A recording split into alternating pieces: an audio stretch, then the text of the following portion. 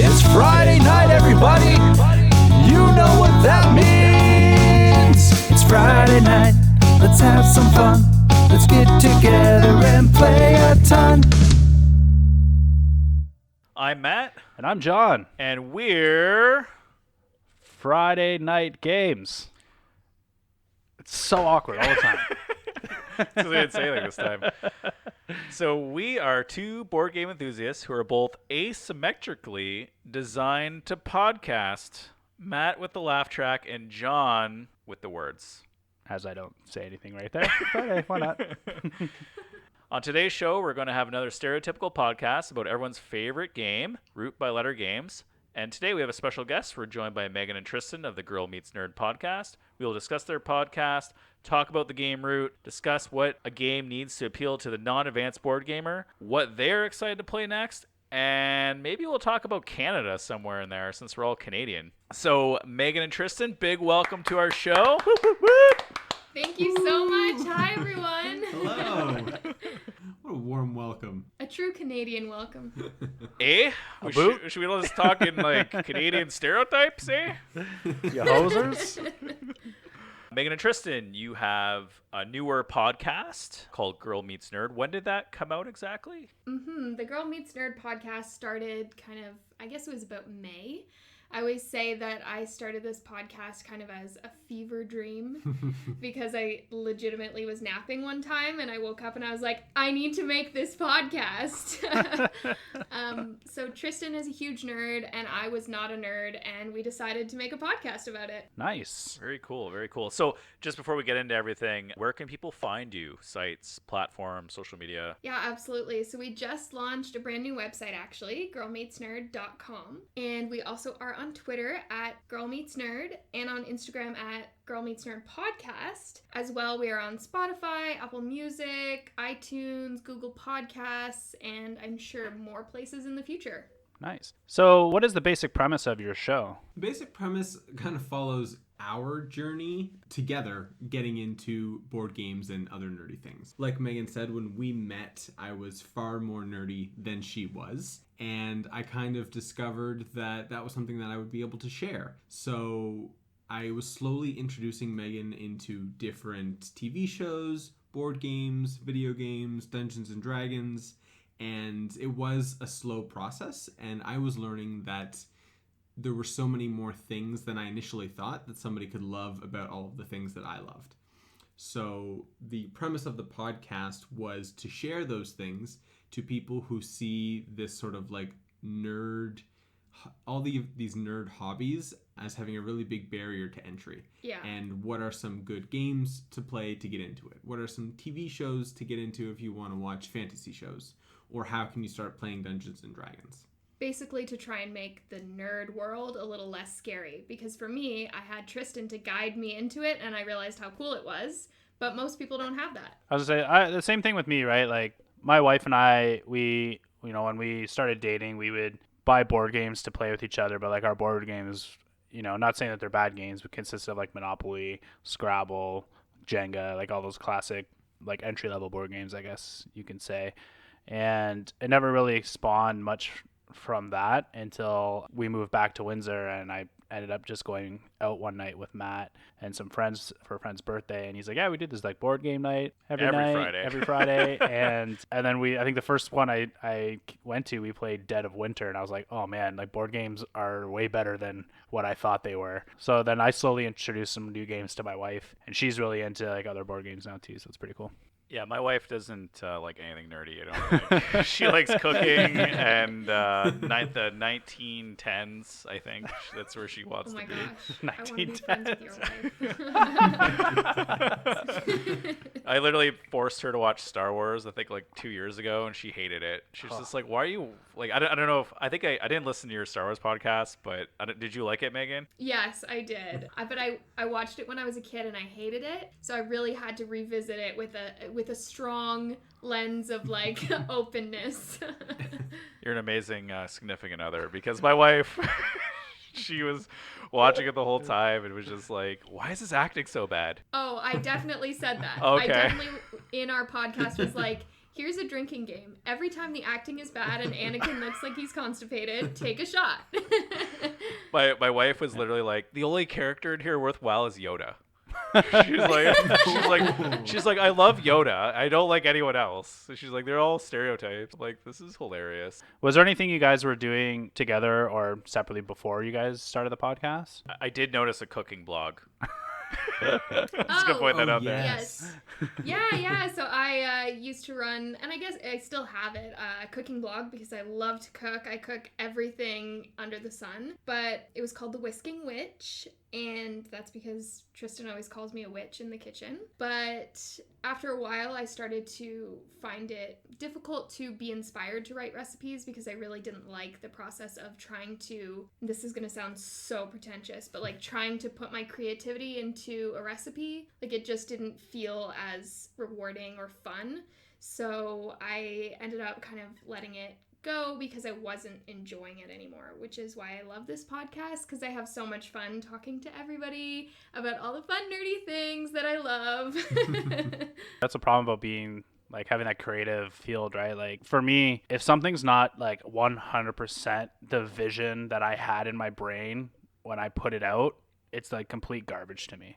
And like I hate it and I just want to quit. That's just my brain. And like, you know, and I'm trying to take like better like photography for our Instagram and stuff like that. And like I have no idea how to use my camera properly, but I hold it in my hand. I'm like, yeah, I got this. And then I take a picture and it's like garbage. I just want to like throw it. So I can understand the frustration of trying to get like your mental creativity down into a physical thing. Absolutely. So yeah. Yeah, it's a problem.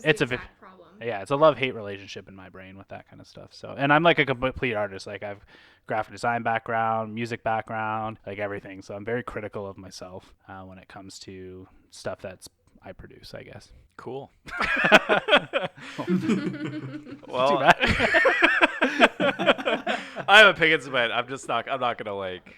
I won't carry on. But I was just gonna say, like, from my background, it's all about starting and just keeping going forward, right? And just getting better as you go. Exactly. I'm good at nothing. Let's put it that way. But we're all Canadian, so we're all good at that. Mm-hmm. So I have two questions That's for everyone. Okay. So, what's your favorite Canadian chocolate bar? Go. Anyone. Coffee Crisp. Okay. Mars bar? Mars. Is that Canadian? I think so. I think there's a version that's similar in the United States. I think a Milky Way is a Mars bar. Is Twix Canadian? Because I love Twix. I don't know. I don't think either. No, I don't think either of those are. I know. I work. I just found out that I don't know any Canadian chocolate. So. Yeah, you do. Like Yeah, you do. Coffee Crisp. Coffee Crisp is Canadian. And then Wonder Bar. Ever had a Wonder Bar? Oh, I do not like those. No. What? I like all chocolate bars. Yeah. Who doesn't like all chocolate bars here? Okay. I got a list here. Mine's Coffee Crisp for sure. I'll eat Coffee Crisp all day, every day. Big Turk. Man, crunchy. I love Big Turk, actually. Yeah. Mm-hmm. Mr. Big. Score. The Crunch I do Bar. like Mr. Big. Ooh, Crispy Crunch. Crispy Crunch. I like Crispy Crunch. Twix is Canadian. Don't like crispy. Twix is Canadian? Twix is Canadian. Hey, Nice. Twix. We yes. have Twix at the office. Well, then they're getting it from Canada. No way. I don't believe this list. That's fine though. Whatever. Okay, and then second question: all dressed chips or ketchup chips? Ooh. All dressed. Oh, ketchup. All dressed for sure. We buy all dressed more at my house because my wife doesn't like ketchup, but I freaking love ketchup chips. Oh, I love all I do dressed. not like. All dressed is like All dressed all the way. yeah, they just like they just mix all the flavors in like a bowl and like toss it on the chips. John, are you from the East Coast? I am not. See, Tristan is, so that's why I say he likes ketchup chips. Like, it must be an East Coast It thing. is not. I think so. It must be. Maybe They're you're. gross. I have a lot of friends from the East Coast. Yeah, see, that's probably what it is. Maybe. Yeah. It's the influence. Yeah, you're just all together eating ketchup chips on any day, right? So. It's all they get. That's what you we know? do when we get together is just eat ketchup chips. Honestly, I think you do. Where on the East Coast are you from, Tristan? I'm from Halifax. Oh, nice. Yeah, it's one of my best friends is from Halifax, and his sister still lives there. So Oh, amazing. yeah, I think they were born on Yeah, it's hard. Cape Breton Island, but they lived in Halifax when they grew up. Oh, yeah. Yeah, I have a couple friends from Cape Breton who moved down as well. And that's why you both love ketchup chips. I'm just gonna put out there. Yes. Yeah, our shared history. All right. All right. Now that we got that out of the way, whew. So This wouldn't be a stereotypical board game podcast if we didn't talk about the 2018 Game of the Year, which is Root by Letter Games. Every advanced board gamer has probably at least heard about this game. So instead of boring everyone, let's describe it in our own unique way. So who wants to start? I can start, I guess. Okay, good. An adventurous war game where creatures fight to win territory of the woods. Yeah, I agree with that. It is a territorial game. Yeah. Megan or Tristan, do you want to throw one in there? Tiny woodland creatures turn evil and battle each other in a hilarious and adorable landscape. Nice. Thank you. Mine is Risk 2.0. So a weighty strategy game with a really large manual game about animals fighting for points in different ways. Okay. Come on, Tristan, no pressure. Jeez, yeah. Something unique. I would say a cute war game where woodland creatures compete for territory, where the theme of each faction really comes through. I like it. I like that one. Yeah, that's definitely really good because it's true. Every faction has a different principle to their gameplay. And that's kind of what makes the game so unique. Is you're going through and discovering a different animal, a different, you know what, a really cute animal creature every time you play. They are so cute. They're like so the cute. little tiny meeples. Oh my gosh. I know, right? And they all have like big eyes and they're just like smiling. It's like, what? We recently got the lizard cult, and I know that nobody listening to this will be able to visualize this, but one of the lizards in the like 25 lizards that we have has an eyebrow that must have been a misprint, but it's Yeah. kind of like raising its eyebrow at us. It's awesome. Just one of them has a raised eyebrow. Really? Let's get our box and Yeah. let's go get it. We'll look at that later. Confirm that. I'll send you one for your Instagram. One particularly evil. Those guys are evil, man. I feel like they like Letter Games would have done that on purpose because they put a lot of effort into their presentation. We'll see if it's a misprint if we have one. This guy's particularly evil. Yeah. So I know that Megan reached out to you, Matt, to do a Great Canadian Podcast Swap. And we asked you guys kind of what game you'd like to talk about. And of course, you answered with Root. So how did you two get introduced to the game, or where'd you hear about it? Yeah, I think that was me who was first introduced to it. I was with some friends at a board game cafe. I was trying to think about the answer to this question because we've been playing it so much. I wasn't remembering the first time, but we recently moved. And so in making friends, I started going to a board game cafe, and we had a little group that got put together, and one of the members in the group was sort of picking out the games and had a specific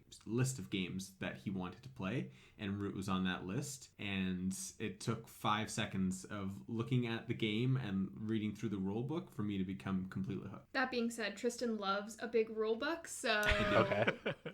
Yeah, when you said that, I was like, are you sure? Are you sure? Yeah. Are you? So you're the rules person. You're the person Megan. You're the person everyone gets angry at if the rules are wrong. Or Yes. I'm always trying to like pretend like I didn't know that rule existed, and Tristan's like, page 6, look it up. Oh, It's in the law of Root. Breaking the rules. 6.1.7.13. Just this is a funny note. So I have a math degree, and it reminds me of my like third year math textbooks. Like you have this like like a theory, and it's like theory 1.682, and then C theory 1.1. Yeah. That's exactly the way Root is written, which is kind of neat. Mm-hmm. Yep, the theory of law. And then I think I introduced it to you, Meg. Yeah, I was not thrilled at all. No. Oh. Something about me is that I am highly resistant to all of Tristan's nerdy advances. No. I would say with board games, you're very resistant to learning a new game. Yeah, that's what I mean. Like anything where I have to learn new rules or whatever, I'm out from the beginning. I'm like, I'm not gonna like this. It's fine. Let's just play Root again. Let's not try anything new. But I've come to learn your taste, and so if I can get you over that first hurdle, typically these things become your favorite games, like with Root. Mm-hmm. I'm going to say Root is a very hard game to get into, especially since every faction has different rules. Yeah, that was probably the hardest part. And you need to understand each of the factions to really know what you're up against. Right, which I don't think anyone ever does, unless you play it a lot. Unless you played a lot, because you're saying you played a lot, Tristan. So maybe you might have an idea what everyone does. Yeah, we play it a lot, but I don't think Probably not that much. we're even scratching the surface of how to win. Yeah, I agree. I agree. So Megan, as like a non-nerd, what would it? So you got through the game, and it appeals to you now, I'm assuming. So what really made it appeal to you after you learned it? So the other part, which is kind of a conflicting part of my personality, is I'm extremely competitive and I love anything with strategy. So while I'm very resistant to learning new games, I love them once I get started. Also, what appealed to me was exactly what Tristan mentioned earlier. The themes of each character are so well done, I feel, in this game. The fact that the Marquis, the way that they play, is very reminiscent of like a dominant industrial faction, and then the way that the birds play kind of resembles how, you know, the turmoil and the uprising and all of this. They're just so thematic that I really like to get into that. Nice. I think for me, at first, it was the aesthetic of the game. I know like the board looked nice, the meeples, of course. And when I kind of discovered it, people were loving it at the time. And you know, when Matt went to Gen Con, I was like, "You have to pick this game up for me." But then I texted him like 17 other games that I wanted instead. I was like, "Just buy me one." I think there's a lot of hype, and I feel like it was a game that we needed in our collection just for what we were starting to do. So I think Root was out, but it was getting hype kind of right at the cusp of when we started doing the podcast or shortly after. Root actually came out in 2018, Yeah. and apparently, from what I heard at PAX Unplugged, it had a lineup to demo. Had a lineup around like the room, like a huge room to demo the game, which is pretty impressive. When we were playing it, they had the new expansion that just came out, so it was getting a little bit more hype from that. But it was a good game. Right. And Yeah. people heard about it, and you know, it's pretty typical. And I mined the Board Game Geek stats, so I knew it was popular right away. So I'm like, well, we should probably, of all the really popular games, that one appealed the most to me because it looked really nice. And just like you were saying, Megan, like the different factions all have like these really cool twists on the, like, super cute animals with like, hey, here's Industrial Marquis, or here is like, you know, the Resistance, which is the Alliance, right? Like you just have these Yeah. My favorite has to be the lizard cult. They're so culty. It's amazing. They're fun to play. I really Oh, yeah. do like playing them. Yeah. Okay, so who would everyone recommend the game to? That's a tough one. We've definitely introduced the game to a lot of our friends just because we love to play it, and We need players. yeah, we need players to play it with. But I would recommend it to people. Like, I definitely wouldn't talk about this game on our podcast, at least not yet, because it's definitely not a beginner's game. No. First of all, most people who are new to board games, at least myself, I didn't even really consider that asymmetric games existed. So I couldn't wrap my head around the fact that my rules were not the same as Tristan's rules, were not the same as my sister's rules. Like, I didn't like that I didn't know how they were playing the game. Right. So I think it definitely needs to be for gamers who are A, looking to read into the rules because it's really important that you understand them, and B, are looking for a bit more of a challenging game than your average, like, I don't know, like, what else do we play? Yeah, I don't even know what I would compare Carcassonne to or like Roots. Seven Wonders, or like, obviously these are different games, but if you play games like that, I wouldn't recommend Root. Tristan? Yeah, I think that I would agree. I would definitely not recommend it to, I wouldn't use it as a game to introduce somebody to the hobby, and I wouldn't recommend it to new groups who are trying to get into games together, because it is a little bit daunting. I mean, it has, I believe, 3 rule books.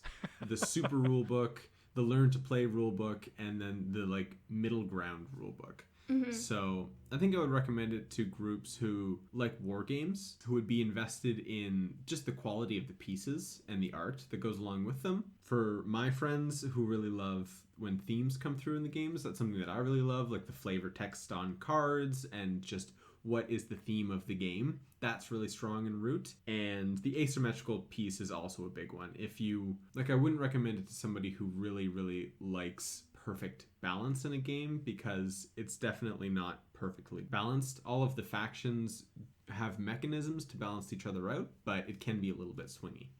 That's a very long-winded answer. That's okay. No, that's great. That's actually a perfect answer, because I was going to say the same thing. It's definitely for a group that, a more advanced group, maybe people who've been playing a little bit more advanced games with a little more ruly stuff in there. And I feel it's for a group that wants to continue playing. So if you're going to play a game of Root, you should expect to play Root for the next month or two together Right. over several games. Yes, definitely. Yeah. You That's a good definitely need a couple games under your belt before it really gets going. I'm listening to Megan, talk about the game, and I just my wife is just you sound just like my wife. Like she hates when I bring new board games to the table because she's got to learn something. And I always want to play Root with her because I know how competitive she is in games, and she would like thrive at this game, and she would probably destroy me each game. But I just know like the complexity of it, and I have a hard time with the rules in Root. And I played it probably like 4 or 5 times, even once by myself, and I'm still like I have no idea what I'm doing playing it. So to bring that, and I'm a terrible teacher, so I wouldn't even be able to really teach my wife the game. Teacher. But she hates when I teach her the game. So so yeah, that's I really want. Root is a game I really want to play with my wife, but I know I would just have such a hard time explaining the rules to her and actually getting it to the table enough times where she would enjoy it. Yeah, I think you hit the nail on the head. You need almost a dedicated teacher, someone who's going to learn all the, not necessarily all the factions, but have an idea on how all the factions are going to play to explain it to people. Because remember when we tried to play it with the group the first time, and I had to learn all the rules, and I literally had to learn the rules for every single faction, and then I was just guiding everyone through it, but it was a disaster. Oh, yeah. Yeah, that was my experience as well. Oh, really? Except he loves rules. But the first I love time rules we too. played it, we were in the board game cafe. Yeah. We were mostly strangers. Like, we had met up a couple of times, and my friend plops down Root, and all of us are like, oh my god, there is so much going on here. He had played it one time, but he didn't really fully understand all of the rules. And just because I do like the rules, people were naturally sort of asking me questions like, what do I do here? What is this? And I was like, man, I don't know. Let's take a look at what the rules say. Yeah, let's all spend 20 minutes analyzing each faction. Yeah. Well, I think it was funny for our first playthrough. Like at the end of the game, I took a picture and be like, "Haha, I beat everybody," and I was just playing the Vagabond. And then Letter Games like, "Dude, you guys were playing that way wrong." Of course you won. You look at your board. You're like the most powerful thing we've ever created. They totally called us out on it, which was funny. It was funny. They have a good sense of humor. If you ever tag them, they'll respond. It's pretty cool. Yeah. That's really cool that they called you out. Oh, and then Matt shared it like not too long ago on Twitter as like a throwback, and like, "Hey, can you spot what we did wrong here?" And they're like, "Yep." They're like, "Yeah, everything." But I guess like from another perspective, one thing. So we played it just this weekend on Friday, yeah. Right? And one of the things that really helped me is I played a lot of solo. I played like 10 or 12 solo games before I taught it to John this Friday again. So that was actually really helpful because then I could understand how all the factions worked. Right. And that. Yeah. How is that experience? I actually love it. It's really fun. Some of the bots are really hard though. Yeah. I basically lose all the time. But we lose played all with the the time bot anyway. and lost. Yeah, the bot beat us. Yeah. But it is what it is. Yeah, I totally recommend the Clockwork expansion. If you could pick that up, it's worth it for sure. We have all the expansions, but we haven't cracked it yet. Yeah, we're actually pacing ourselves because we've been so bored. Like Home Alone, we're like, okay, in 2 months, if we make it, we can open the Clockwork expansion. I actually recommend opening that right away because then it gives you a co-op experience too. You can play 2 people versus the bot, and it kind of teaches you the other factions. Like they're different, but you kind of understand the bots have strategies that are similar to a way human would work too. So it's like a good way of understanding the game. Nice. And also, don't do the mechanical marquee from the Riverfolk expansion because that is like the hardest bot I've ever played in my life. Oh my gosh, it's so hard. We tried it when we just had the Riverfolk, and we were like, this is impossible. Like, what are we doing wrong? It is actually impossible, and I went on the internets and started Googling, and people were like, everyone's just complaining about it, which is why the Clockwork expansion came out, because it's actually something called the Better Bot Project that some fans created to make the better single-player experience. Nice. Oh, interesting. Yeah. Yeah, we played the mechanical marquee incorrectly first, and it was going horribly. And then once we started playing them correctly, they caught up very quickly and destroyed both of them. So that checks out to me. Yeah, it's like it doesn't even matter. They're just gonna beat you. Yeah. So okay, what's everyone's favorite played faction so far? As I mentioned before, I love the lizard folk. Yeah, me too. The lizard cult is so cool. I insist on Gregorian chanting between all my moves. I'm like, I will sanctify. Like, I love that they're just so evil and sneaky and they don't care about everyone else. So it's, again, that thematic element that I love about them. Plus the eyebrow guy. I also said the lizard cult. I like that, like how dangerous they are and how powerful they are. And, like Megan said, very tricky. And I just love how they can transform the clearings into their gardens. And, that they have those strategies built into them. So, like, when you take turns of purposely putting warriors in spots where you know they're going to die so you can gain acolytes. So you can use those to convert other players into your cult while during the outcast phase. It's really cool. I really liked that faction. Very powerful and very strategic. What about you, Tristan? I really love the river folk, I believe is what they're called. Is that what it is? The otters? Yeah. Yes. Is it the river? It's the River Folk Company. Yes, the Riverfolk Company. I really love them.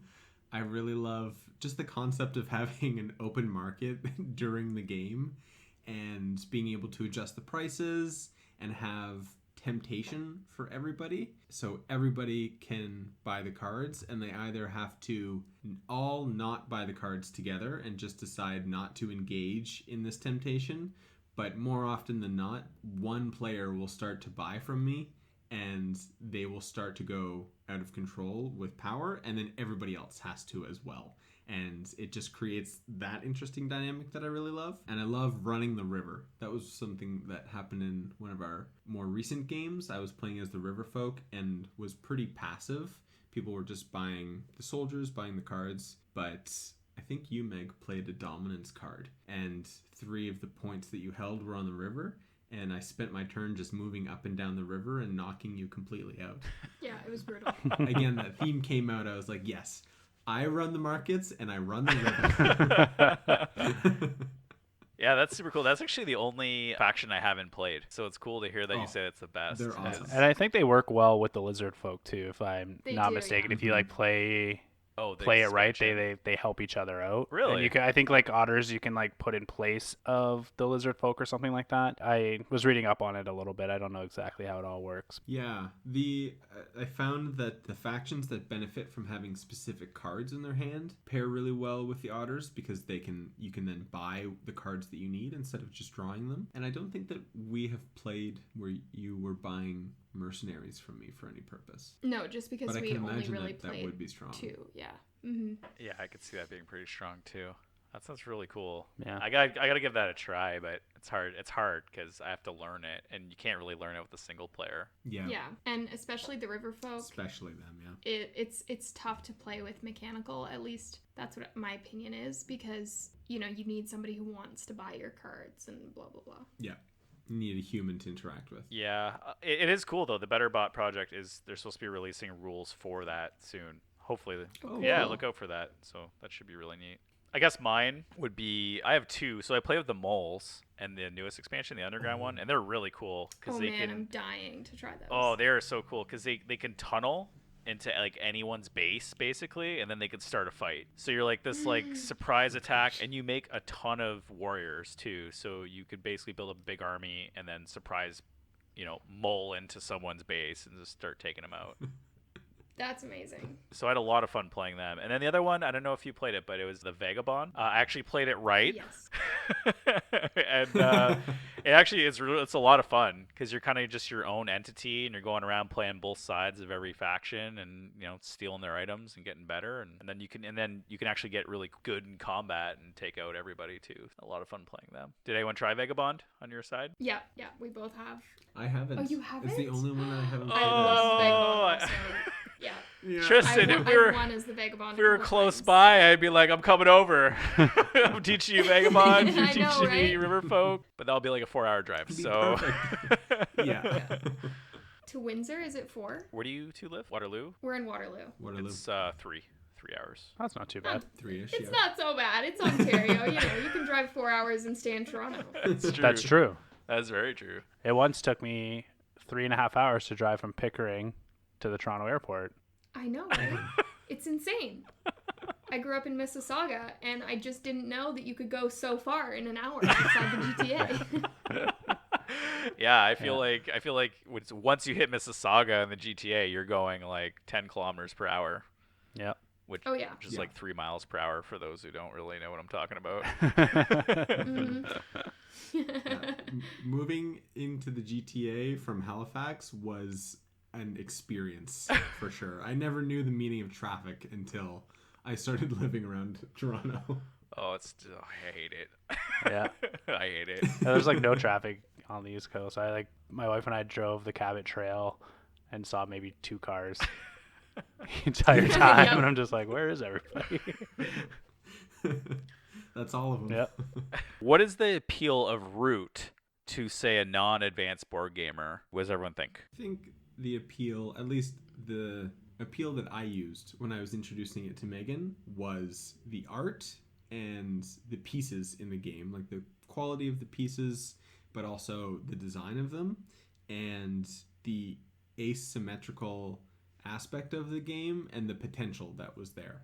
I remember when I came home after playing Root for the first time, I don't even think I was making coherent sentences. I was like, and I was playing as an empire, and then I was like these birds, and they're up and down, and then there was another guy, and he was like an alliance, and he was like popping up everywhere, and that excitement, I think, is a really big part of the game where everybody plays so differently, and it's a very unique game compared to other advanced board games and other non-advanced board games. I certainly had never been introduced to a concept like this until I started playing Root. Yeah, it's very unique. I think the appeal comes with just how cute the animals are. Yeah. Because my wife, who's not a gamer at all, saw the box when I brought it home, and she's like, "Oh, this is so cute." She's like, "Can I play this?" And I'm like, Yeah. Yeah. Then you pop open the rule book, and then she's like, "I don't want to play this anymore. I'm gonna go bake bread or do something or read 1910 novels." Go back to 1910. I would go with like how cute the like meeples are, the artwork. Because I know that's what appealed to me when I first saw it. And I was like, oh, this game looks adorable. And yeah, it definitely kicked my ass. Mm-hmm. Yeah, I would say that like I wouldn't consider myself to be an advanced gamer. While I am much more versed in board games now than I was when we started playing more than like Monopoly together, I still wouldn't consider myself to be an advanced gamer. As I said, I get tired with rules and learning new games. So for me, the big appeal was exactly what you said, like the artwork and the quality of the game is so gorgeous. But I also really liked the story, like the lore behind the game and the idea that, oh, there was this dynasty and then they got kicked out by the Marquis and then here's the uprising. And I just really love the story of all the different factions and how they interact together. Very cool. Yeah, that kind of has kept me learning it and trying to get better. So let's get away from Root for a second here. So what do you think non-advanced board gamers want in a game? What's everyone's opinion on that? What do you think people like? What do you think a non-advanced board gamer wants? Again, being one myself. Hello, Hi. I am the non-advanced board gamer. The resident expert. For me, it really is, I want a game, and this is not Root, but I want a game that I can sit down, learn the rules, and feel like I'm going to have fun playing without trying to weed through all of the like minute details. So Root definitely was not in this category. Yeah. But I kind of made an exception for the cute raccoon character. But in general, I'm looking for a game that the rules are clear, the objectives are clear, and it's going to be fun from the beginning. Yeah, I think a fun factor has to be a big part of it. I know when I bring games home to my wife, it has to be enjoyable for her. I'm kind of getting her into the other side. I brought Everdell home one day, and I know that wasn't a game that she would normally play, but she loved it. We play that. We bought all the expansions. We play that like every time we have a game night together. That's the game we play. So she's getting into the like a little bit heavier of board games, but I got to make sure that it's still going to be easy to teach and still fun. But as long as there's some good strategy in there where she can manipulate to beat me, she'll have fun. Yeah. So as long as you let her win, she's. I don't have to let her win, man. Like she legit just beats me. My 4-year-old beat me in Suro the other day, so like that says a lot about how I play games.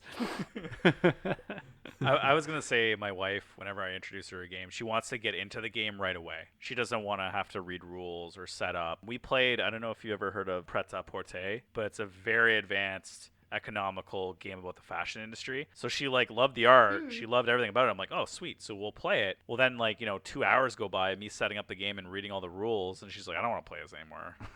She was like literally like doing something else for 2 hours as I'm like trying to figure everything out. Yeah, that's me. Yeah. Yep. Yeah, that was you. I would probably just piggyback on everything that has been said. The fun factor is really huge. Like, these are the things I was considering when I was introducing Meg to games. How fun it is, how quickly we can get into actually playing the game, or how long I could hold your attention to introduce you to the rules, like how engaging the learning process is, and the theme / look of the game. Is it like a visually interesting game? Does it look nice? Does it have a cool theme? Or is it too abstract? Like, if it's too abstract and you're just introducing somebody to a game, I find that it's not as, like, the hook isn't there. Mm-hmm. Yeah, I totally agree with that 100%. Because I was going to say, like, Root has a hook, but it's just way too advanced. Even for us. Yeah. It's advanced for us. So. Yeah. And it's funny because I think Meg and I listened to one. Did you start playing D&D or did you start learning about it? Is that what happened?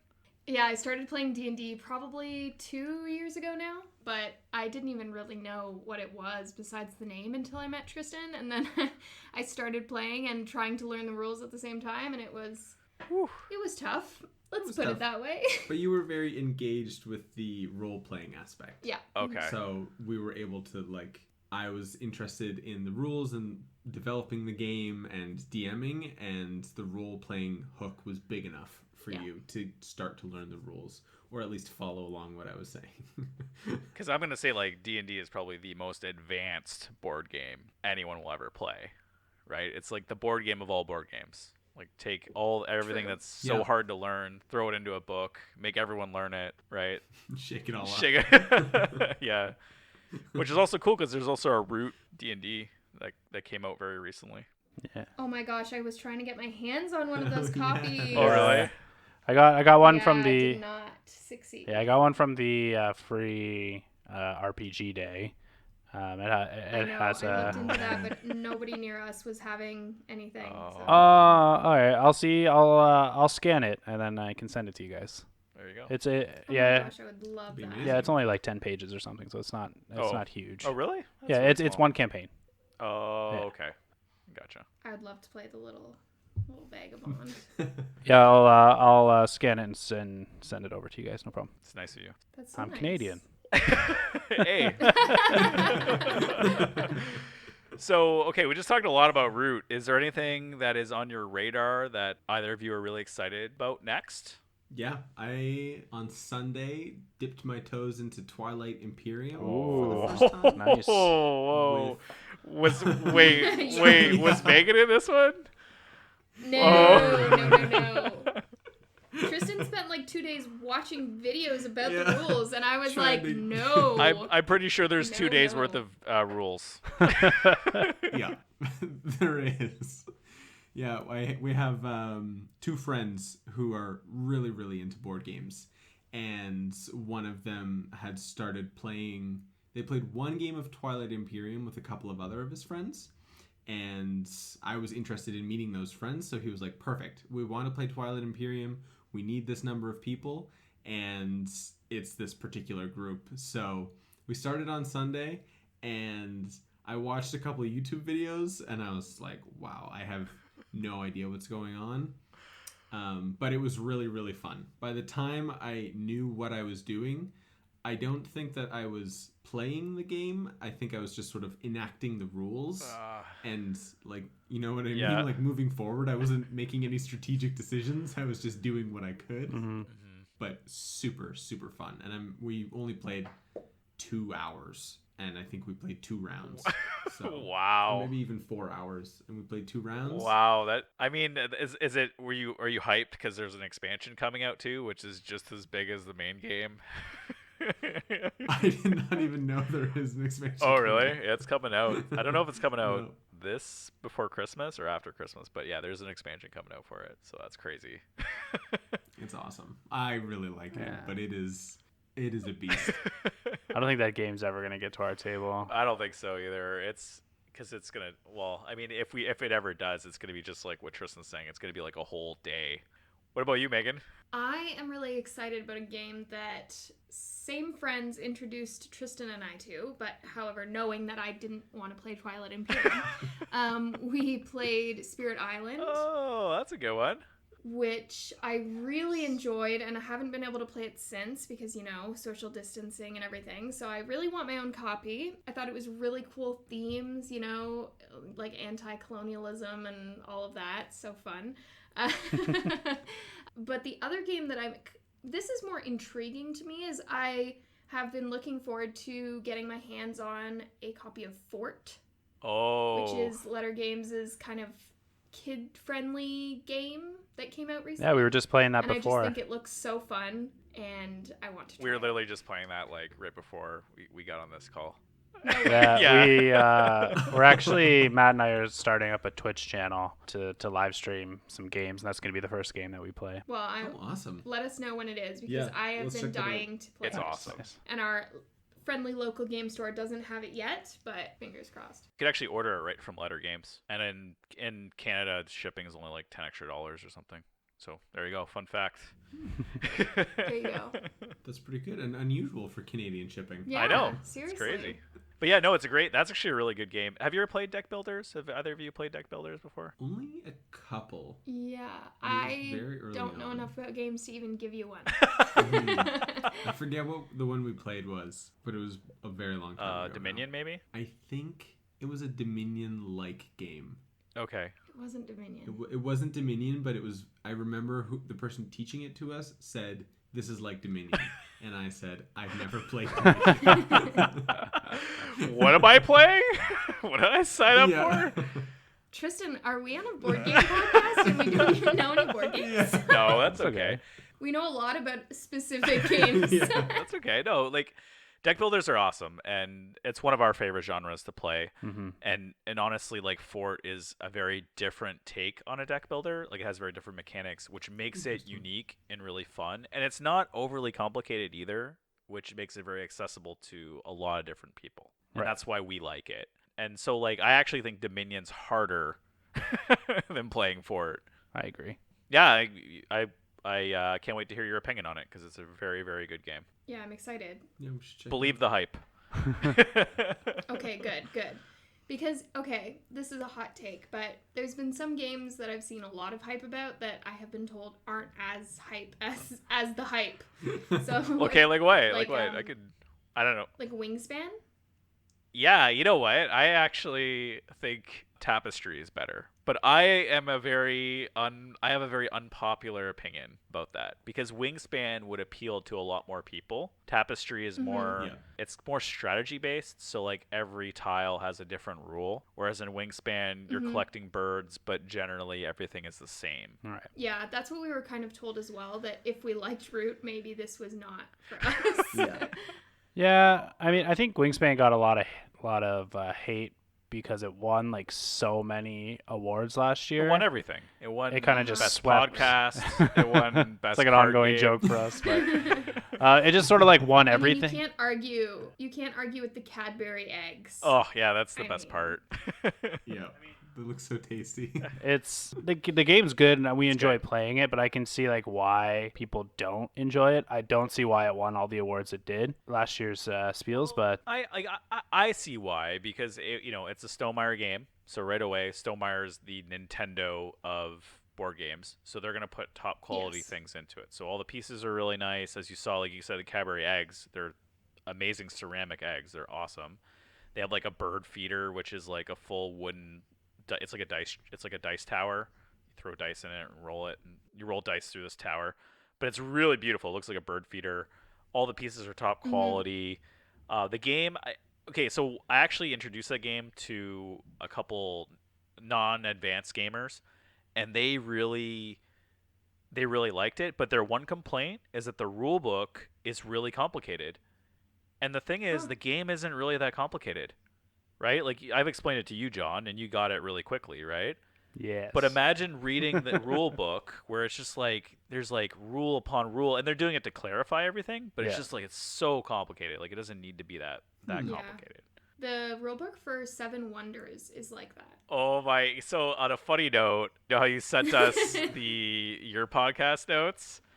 I was actually gonna Yeah. bring that up, which I'll save it for your Yeah. podcast. So if you're listening, Please do. listen to the Girl Meets Nerd podcast because I'm gonna talk exactly how I feel about the Seven Wonders rulebook. Yes. Amazing. That rulebook made me cry. No kidding. Yes. The teaser I- trailer. Yeah, teaser. And I did listen to your podcast about that too, which I actually was like dying laughing when you said that because I'm like, yeah, that's how I felt too. Yeah. Yeah, there you go. We're gonna leave it at that. So thank you for listening, and make sure you check out our crossover episode with the Girl Meets Nerd podcast with Megan and Tristan. Yes.